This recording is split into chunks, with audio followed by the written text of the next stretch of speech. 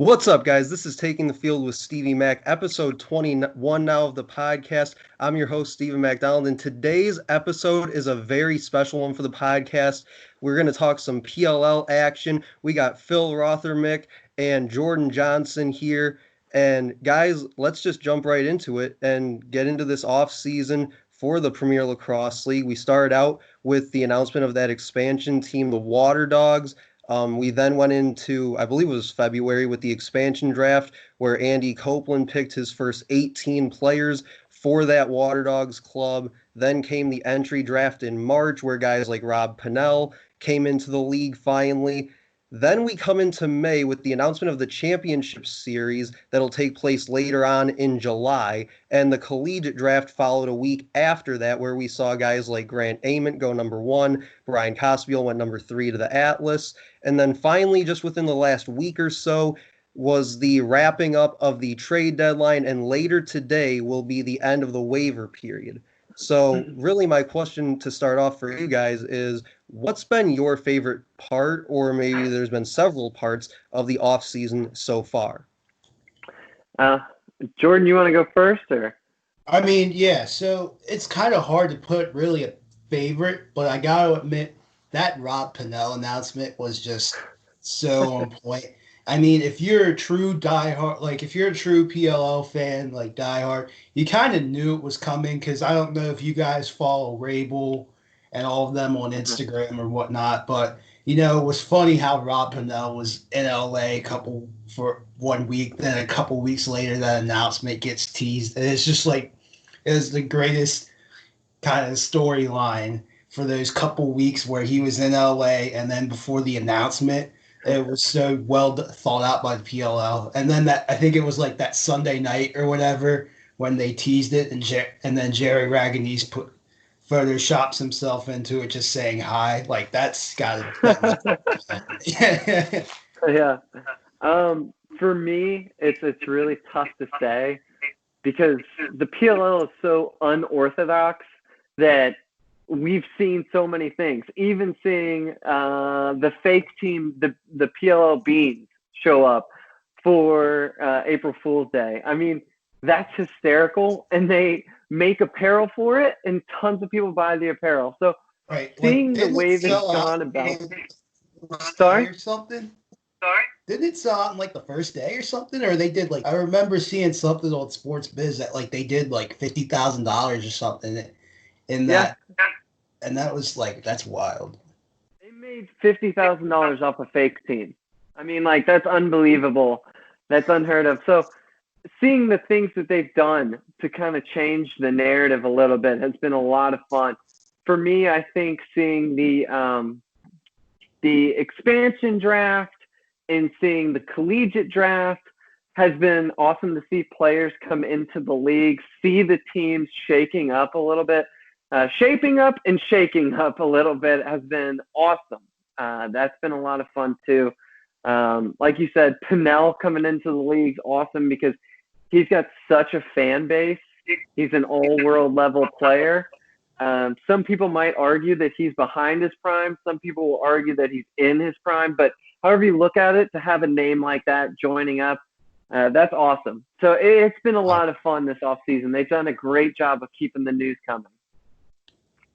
Yeah, absolutely. And just to kind of touch on some of the stuff you guys talked about, Jordan, you mentioned first Rob Pennell. I was actually talking to one of the other guys in our fantasy lacrosse league that we're in, which we'll talk about more later on in this episode, Dax. And he was one of the guys that Dax mentioned too. He's really excited to finally see him in a PLL uniform. And I think a lot of us are as well. And then Phil, you mentioned the Beans Lacrosse Club for the April Fool's thing. That straight up, I'm not even gonna lie to you, that had me fooled from like the first minute I saw it.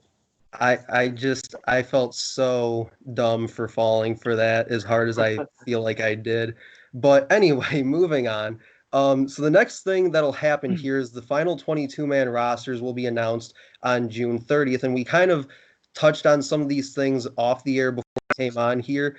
But the question here is, do you guys think that we'll see any sort of surprises with some of these 22-man rosters as they get finalized here in the next few weeks?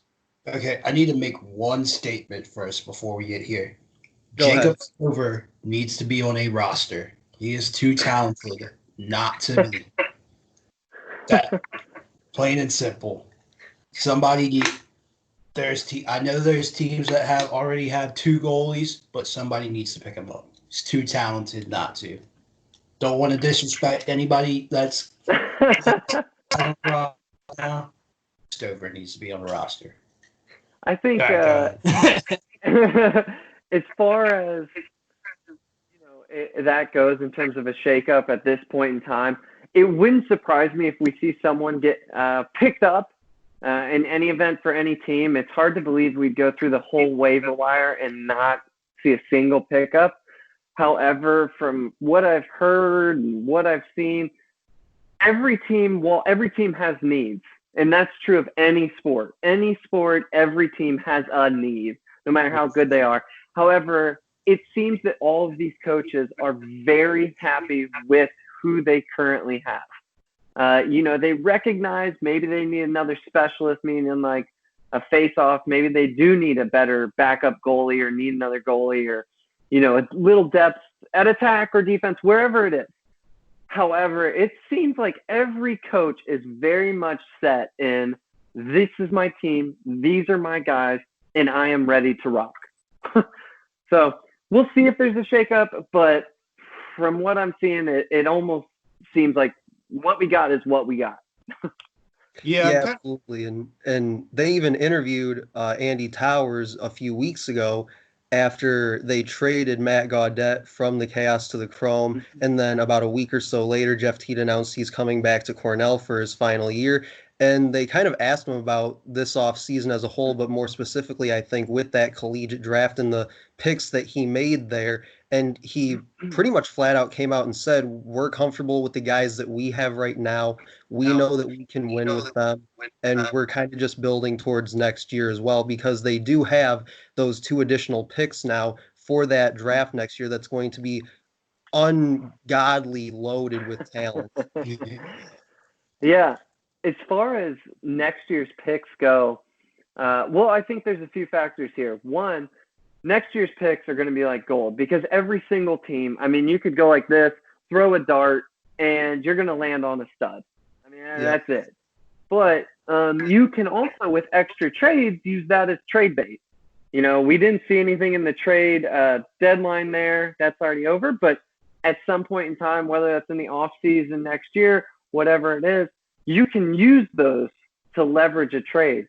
But I will say them adding Salcido in the off season, that trade, Miles Jones, Salcido was awesome because Salcido is lightning in a bottle. That man is as fast as it gets. Chaos loves that transition game. You see Newman coming all the way down. You see all these guys are just lightning and they're ready to go. So Salcido having the speed he does is going to help. And conversely, the Redwoods getting Miles Jones is huge. The Redwoods right now, or previously, really only had a 2-point threat with Perkovic. I love Perkovic, big fan. He's so cool. He's such a nice guy. But that was really their 2-point threat.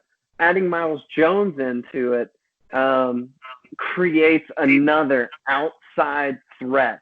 And if they can build those outside threats from midfield, that only opens up the middle, and you open up the middle to Jules, Ryder, and Kavanaugh, that's trouble. Oh, yeah. So I think both sides got something they needed. Yeah, absolutely. Like that whole Miles Jones thing, because especially in these group play games where you're going to have to mismatch or whatever and kind of get creative. I'm sorry, I want to see Miles Jones body people and get back on defense and body people. He's a big boy. Exactly. And that's why I don't know if you guys follow the NLL, but I sure hope he makes it an indoor because, man, that's just good. That's just going to be fun to watch, man. Oh, yeah. And I actually, Miles Jones, with his speed and his body type, I actually heard that in the past he had gotten OTA offers from NFL teams.